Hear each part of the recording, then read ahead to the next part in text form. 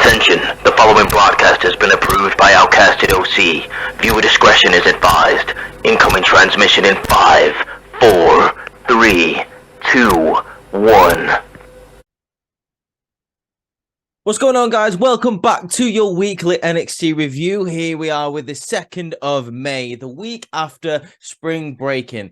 Now, this was a really interesting episode of NXT for me because we've got a lot of highs, a little low at the end, but we're going to be talking about it first just because it's the most interesting part, and I'm assuming it's probably what you all got onto this video for because you've seen the thumbnail. So let's talk about this first. Let's get straight into it. Indi Hartwell as relinquished the NXT Women's Championship, guys. She is injured. A lot of people were speculating that she was injured because she was wrestling with that boot last week in the triple threat match. Yeah, Indi Hartwell has been forced to relinquish the championship. She comes out to the ring at the end of the show and she says a little speech about how she was a massive fan of the black and gold era of NXT with your Baileys and your Asukas. Just over 1,000 days ago, she also stepped into the NXT Performance Center and she found a family of her own, and that was the Wwe. And this is where I started to get emotional because the Wwe was an amazing faction. We all love the Wwe, and we just all love the chemistry that, like, Johnny Gargano, that Candice LeRae and Indi Hartwell. And Index had, she starts talking about Index. She said she got married in the middle of this ring. The first time in WWE history there hasn't been a massive breakout of a fight. She wanted to be a fighting champion, which is last week when she was on the medical table. She was about to be pulled out of the match when she decided, no, I'm going to go out there and fight two of the best women in that locker room and have my championship match. I'm not going to let it end on the medical table, which is a massive shame, guys, that she's had to relinquish it. But it's also a great thing because she's been moved up to Monday Night Raw. And she ends a speech by saying something, apparently what she lives by, a quote, what she lives by is, don't cry because it's over. Smile because it happened, which is a really nice thing to say because looking back on NXT, looking back on Indi Hartwell in NXT, she's had a really good run, and I'm going to miss her in NXT, but I am looking forward to seeing what she has in store for us on Monday Night Raw. And smile because it happened, because the Wwe was amazing. Indi Hartwell's an amazing talent. It's great to see how much she's grown on NXT over the past couple of years. I'm just really excited for what she's got in the future, and I hope she heals up really quickly, and I hope she gets straight into Monday Night Raw, maybe even into the Money in the Bank scene. You never know. I think she's going to have something big at SummerSlam, at least. I don't think it's going to take long for Indi Hartwell to have an impact on the main roster, but let me know what you're thinking of that in the comments. Before we get into the rest of the video, guys, I am obligated to remind you to like the video, to subscribe to the channel, to go follow us on the TikTok and the Instagram at Outcasted OC. If you want to go follow me and the rest of the guys, we have our independent links to our channels in the bio, so make sure you check them out as well. But let's get straight into NXT because now we go back to the first beginning of the night. First beginning of the night. That's a weird way to say the start. We have a North American Championship match between Wesley and Drew Gulak. Now, on paper, this match sounds amazing. I think they could have had a better match than they did. I would have liked to have had a little bit more time from these guys in the ring because you've got the amazing style of Drew Gulak where it's submission-based, catch-as-catch-can skill of Drew Gulak mixed with Wesley's high-flying, impactful offense. Don't get me wrong, we did get this in this match, and I really like the fact that Dempsey's on Drew Gulak's side. Maybe they can build on that in the future and build more of a faction. That would be nice to see. Maybe even get like Damon Kemp involved in that. I would really love to see that. If you even want to give the Alpha Academy a shot, maybe get Chad Gable, Drew Gulak, and Dempsey involved in a massive faction. Would that be nice to see? Yes, it would. Obviously, Wesley wins in this match. You're not going to have Wesley just lose the North American Championship on a random episode of NXT, but it's nice to see that Drew Gulak had a nice had an opportunity. Tyler Bate is out there with Wesley just to even the odds with Dempsey. Dempsey tries to get involved and attack Wesley, but Tyler Bate once again comes out, evens the odds. Wesley throws Drew Gulak back into the ring, and hits that amazing finisher, which the name of just it escapes my mind at the moment, but it's a backflip into sort of a Pele kick, and it's such a nice maneuver, and it's really, really cool to see. Really cool to see. Next segment, we get a couple of recaps from spring break. Obviously, if you guys have seen that by now, we don't really need to discuss spring break. So we're going to move straight on to the NXT Women's Tag Team Champions, and they are talking about how they are going to be taking the NXT Women's Tag Team Championships over to SmackDown, and they have led NXT into darkness. All while this is happening, they are sort of like looking into a ball of the spirits are telling us this is happening, that's happening, and I'm like, I don't care.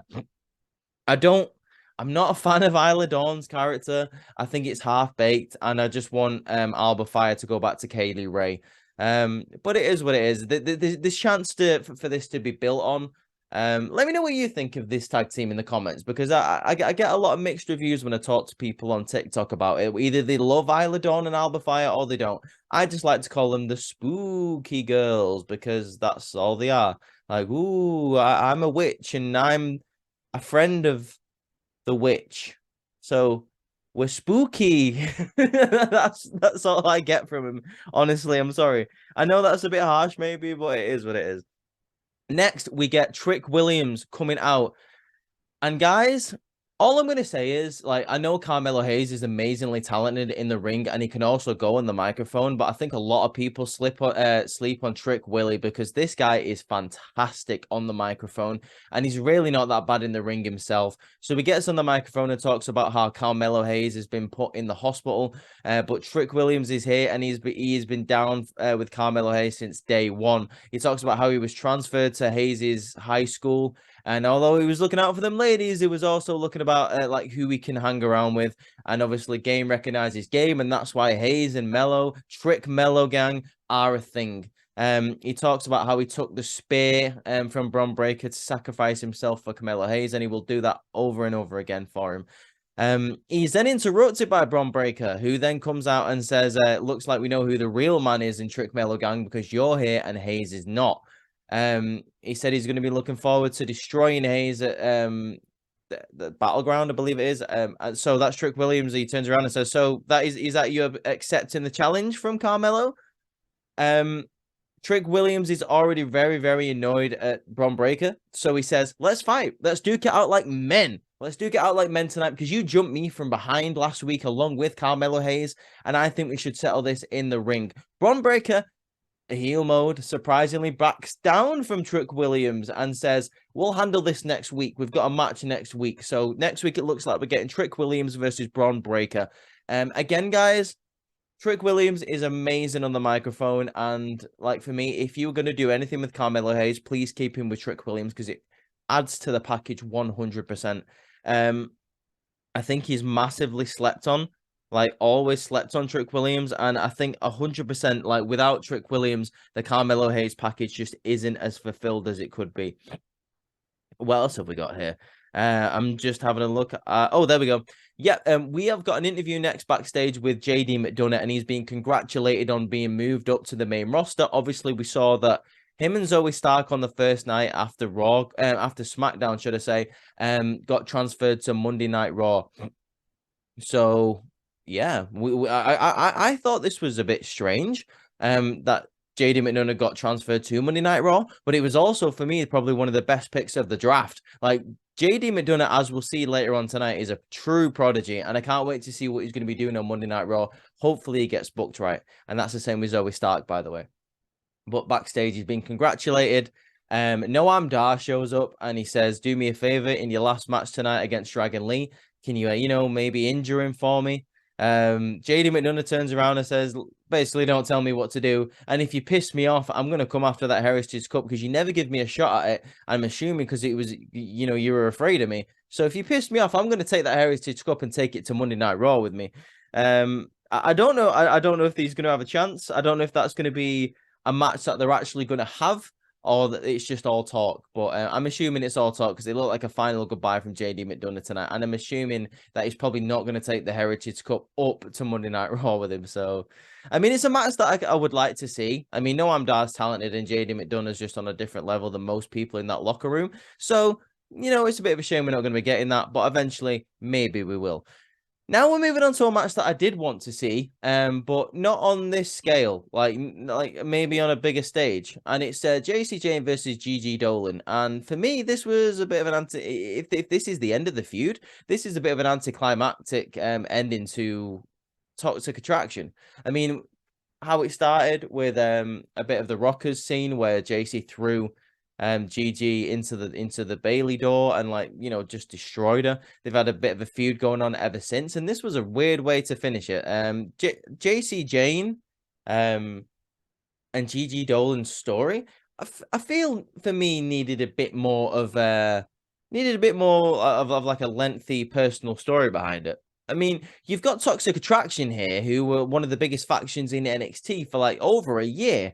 I mean, I know Mandy Rose isn't in the company anymore, but give the other girls credit. They were one of the longest reigning women's tag team champions. They had a really good run with those belts. And I feel this was just very anticlimactic, like I say. Like, and if this is the end, then, you know, okay, fine, whatever. JC Jane ends up getting the victory here, but then also carries on attacking Gigi at the end of the match. So, you know, maybe it's not over, but I got the vibe that it was, and maybe JC's moving on somewhere else. And I don't know. I don't know, guys. This confused me. Like I say, I feel like this should have been more longly drawn out, and maybe they could have had a bigger match to end this, and not just a random episode of NXT after spring breaking. But that's just me. Let me know what you guys think of that in the comments. Next, we have a very, very good match. A match that I was pleasantly surprised about. Maybe I shouldn't have been surprised that it was a good match, but we have got Axiom versus Scripps here. And by the end of this match, apparently one of them is going to be exposed. That's the thing that was going in here. Axiom and Scripps both hitting high flying maneuvers in here, especially Scripps with his acrobatic background. Very, very good. There's a very good move where he uses the announce table like to propel him forward as momentum right into Axiom, which is very, very good.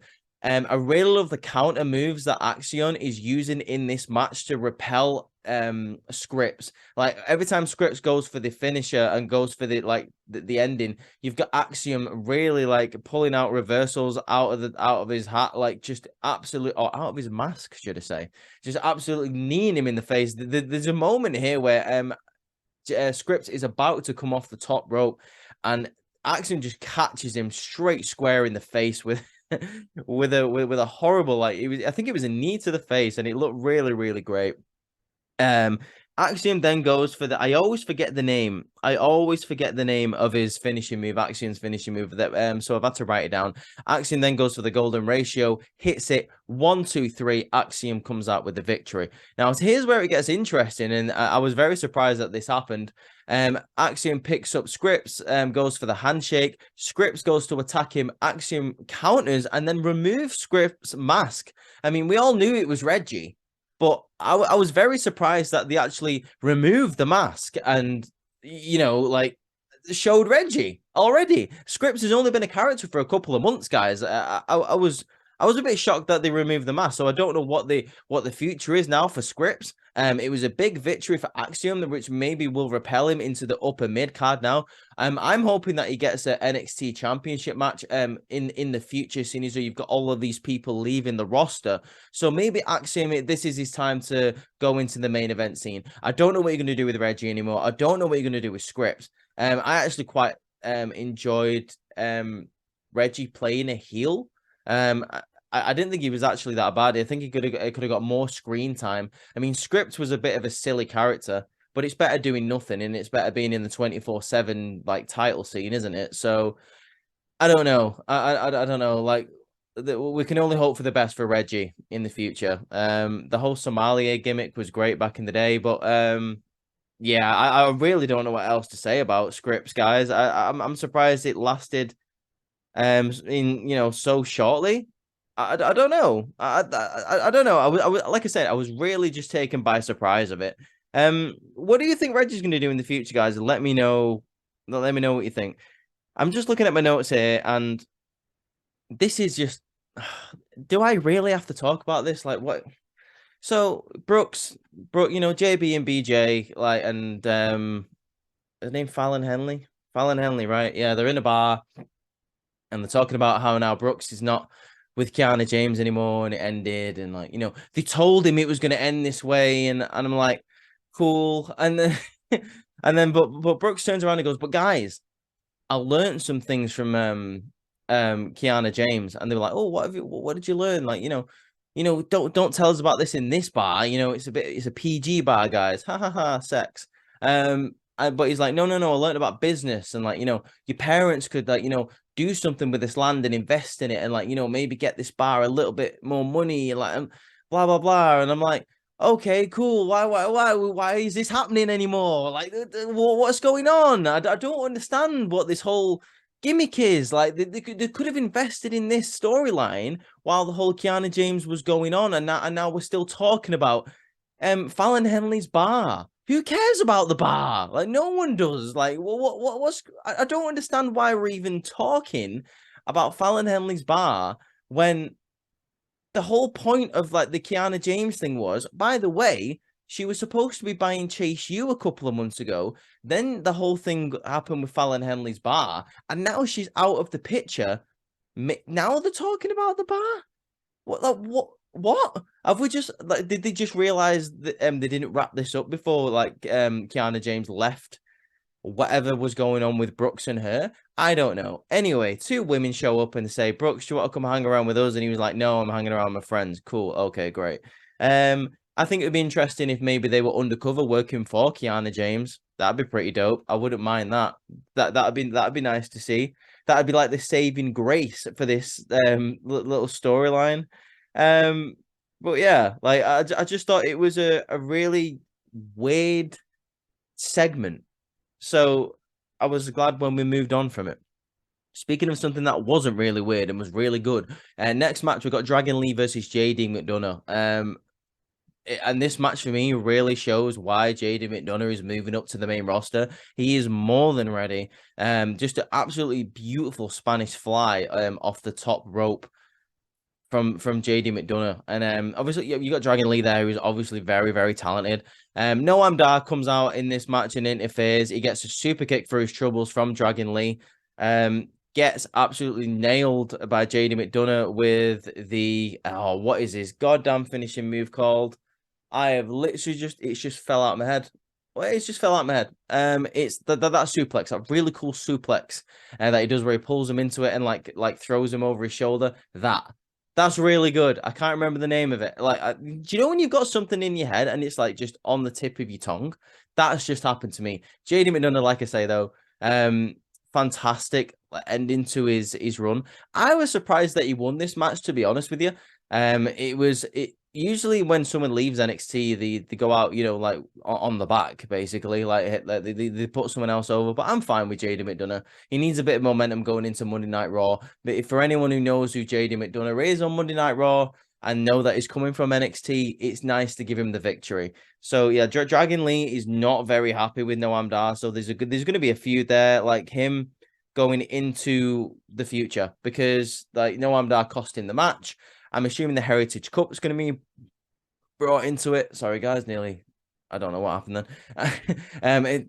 I'm assuming the Heritage Cup is going to be brought into the situation.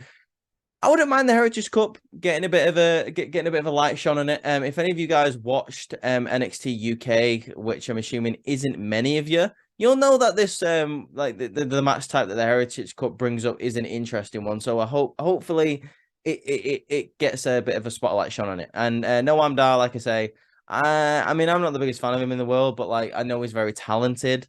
And Dragon Lee, his name just speaks for himself. So a feud between them two could really kick off NXT in the future. Next, we get the Party Girls. We get Katana Chance and Kayden Carter talking about how they're not going to let the Spooky Girls take the NXT Women's Tag Team Championships up to SmackDown. They're going to take him to Raw. And why? Because they've been champions before. They were the longest reigning champions. They've been tag team partners for 4 years, and they've been best friends for 4 years. And they've just got more of the chemistry, whereas those two have only been tag team partners for a couple of weeks. So they're going for a hug, and yeah, let's see how that turns out for you girls.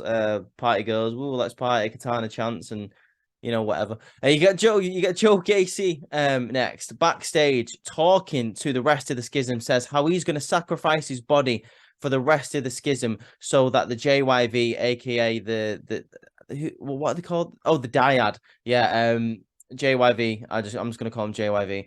Get a tag team championship match next week against Gallus. So he's going to go face Joe Coffey in a match tonight. They don't really do a good job commentating and explaining this, or NXT don't do a good job of explaining this before the actual match starts. But the premise is, if Joe Gacy beats Joe Coffey tonight, then, you know, the Dyad get an NXT Tag Team Championship match next week. And Booker T and Vic Joseph only bring that up once the match starts. So I have no idea what the promo was about when they were talking about it. So Ava Raine turns around to Joe Gacy and says, after you've done something for them, do something for yourself. I'm not sure what that means, but I'm assuming it means go for a singles title. We do then get that match. It is Joe Gacy versus Joe Coffey. I've just realized like they've got pretty much the same name. I don't know why that's only just dawned on me, but anyway, Ava Raine is at ringside here along with the rest of the schism. Diamond Mine is watching backstage and very interested, obviously, in the tag team division. Diamond Mine, by the way, I'm very surprised they didn't get drafted. But anyway, this match is going on. The Dyad get involved, try to distract Joe Coffey, so obviously the rest of Gallus chase him off. While that is happening, Ava Raine gets involved, distracts Joe Coffey, and then upside down gets hit from Joe Gacy. 1, 2, 3. The Dyad have a championship match next week. Ivy Nile, watching backstage, is very, very annoyed with this, saying that Ava Raine always gets involved and storms off. So I'm assuming something's going to be happening between Ava Raine and Ivy Nile in the future, which is cool. Ivy Nile always like great when she's in the ring, and for me, she does deserve to have a bigger spotlight on her. To be honest with you, I think she's very, very ready for a bigger push than she's getting.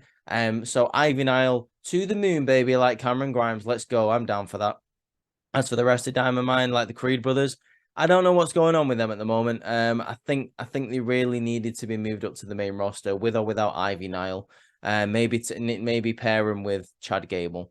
But as for the schism, the rest of the NXT roster is there's a lot of free space now with the draft, so the schism can have maybe a more prominent role and more of an interesting role going forward on NXT, and I'm down for that. Joe Gacy, I'm actually quite a fan of. Obviously JYV or the Dyad, I'm a fan of those. Ava Raine, I'm interested to see what she's going to be bringing to the table in the future. So yeah, give the schism a bit more of a spotlight on NXT.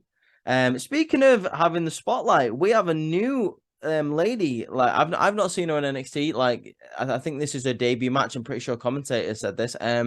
We have got Danny Palmer versus Tatum Paxley. This was quite an impressive short match for Danny Palmer. I'm impressed with like what she brought to the table. Not much really to talk about the match in general, but as for what she's got in the future, like the crowd seemed to enjoy what she brought to the table.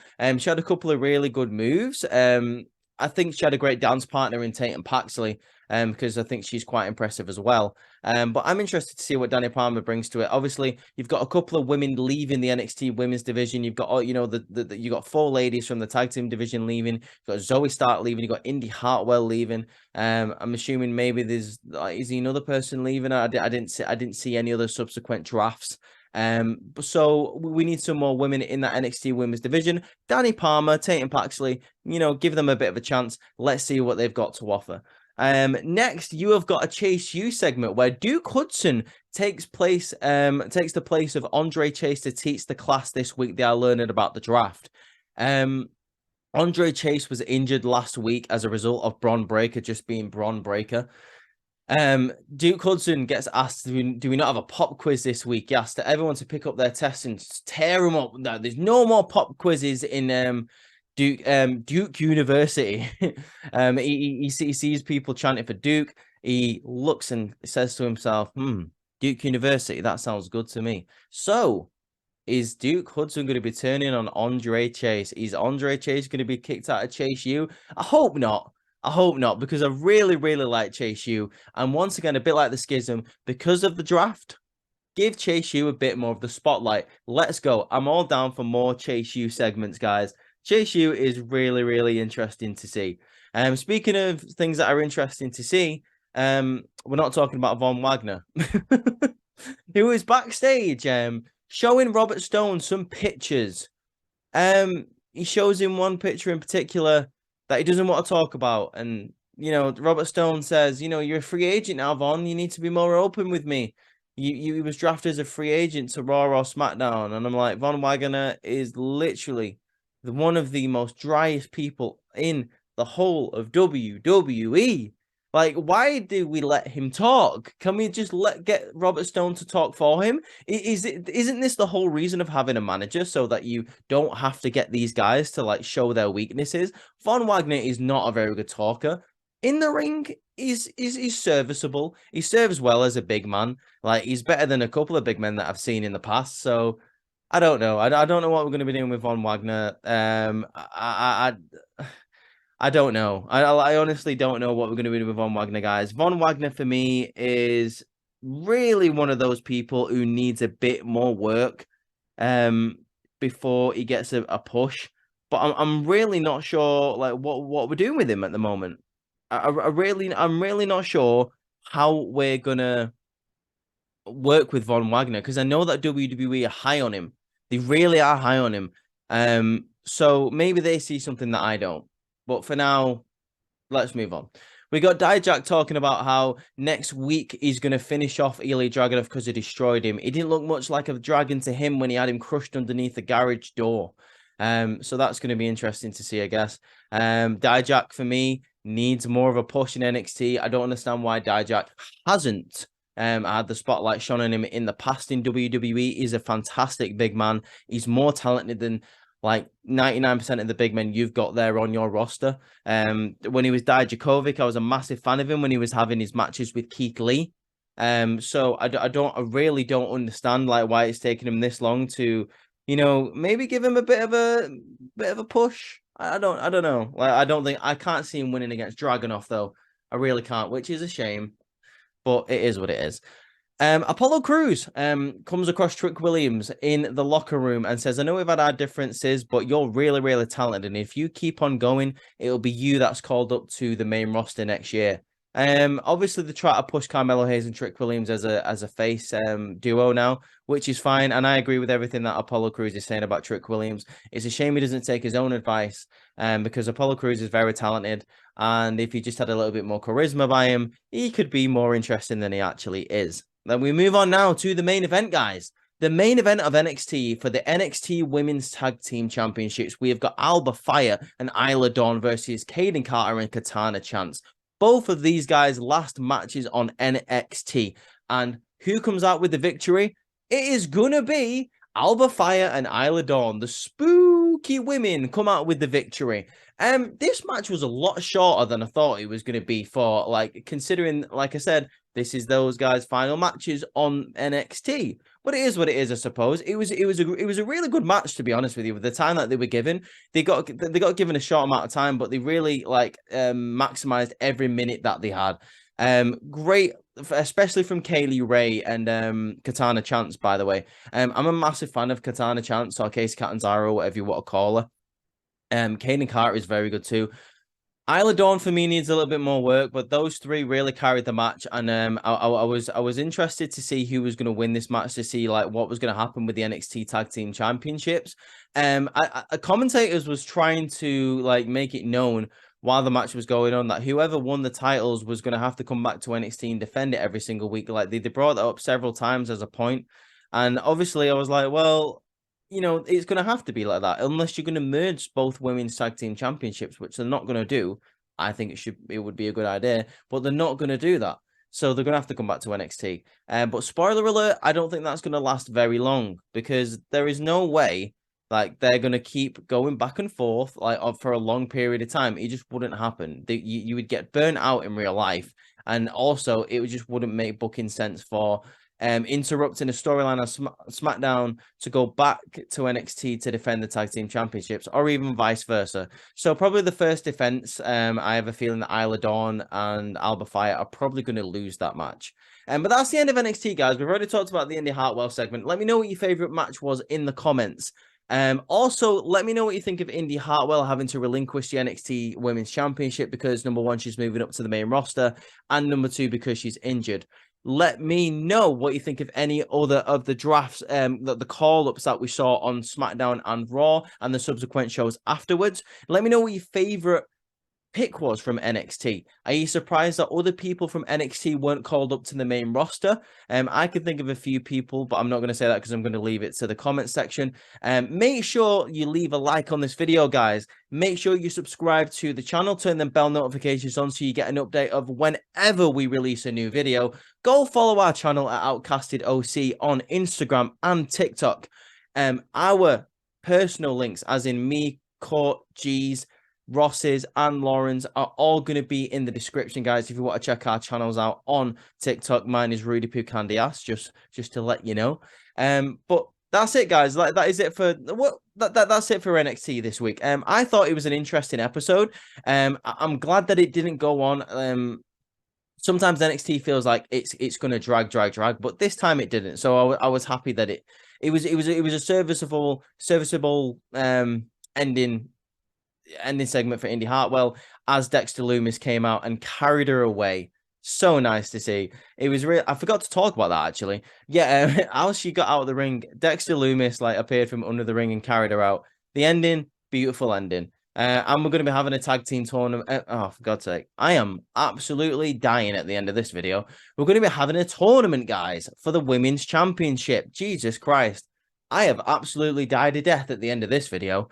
Yeah, I forgot to talk about Indi Hartwell getting took out by Dexter Lumis, and I forgot to mention the goddamn women's tournament. So, but I've mentioned them now. But like I say, subscribe to the channel, like it, go follow us. But with that being said, guys, I'm going to go cry in a corner, have the way this video just ended. Peace out.